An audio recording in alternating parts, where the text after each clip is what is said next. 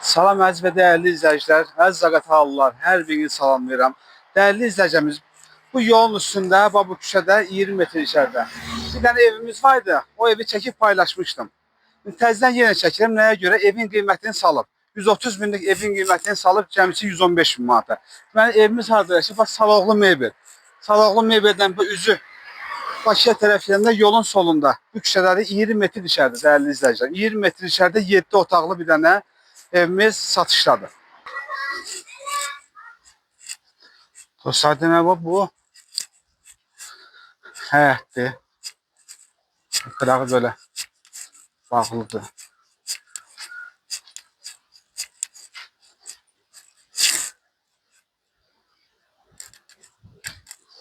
Belə bir dənə səliqəli qəşəng həyəti var. 7 sot həyətdir, dəyərli izləyicilər. 7 sot həyətdir.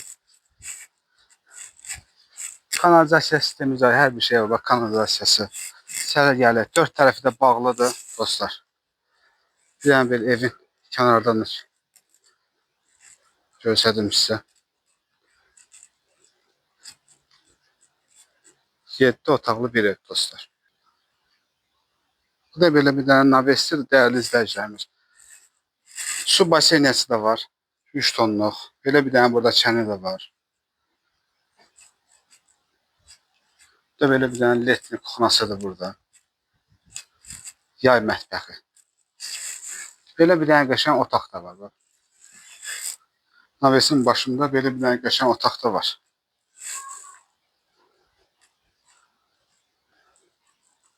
Belə bir dənə gözəl. Yer bütünmə belə qəşəng tam etdi, dostlar.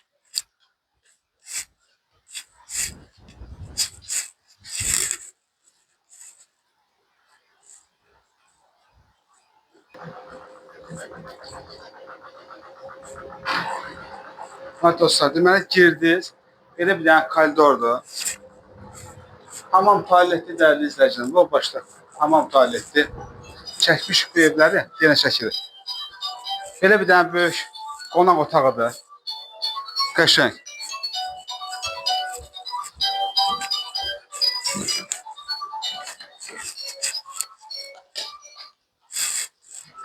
Bir də kuxnasıdır. Böyük, geniş, qəşəng səliqəli kuxnası var.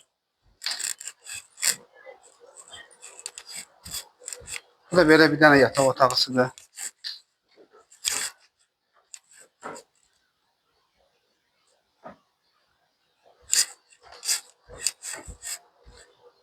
Belə bir dənə detski otağı var, dostlar.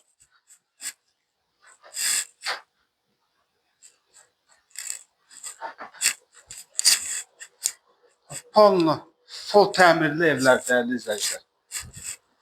Full təmirli, belə bir dənə qəşəng evlər. Bu da bir yataq otağıdır.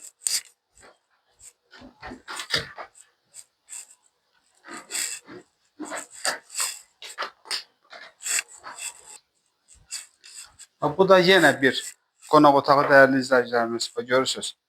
7 otaqlı evimiz. 2 qonaq otağı var evimizin. 2 dənə qonaq otağı var. Full təmirli. Yəni heç bir təmirə zada ehtiyac yox bu evlərin. Evi aldınız, gəlib oturursunuz. Bu da yenə bir yataq otağıdır, dəyərli izləyicilərimiz.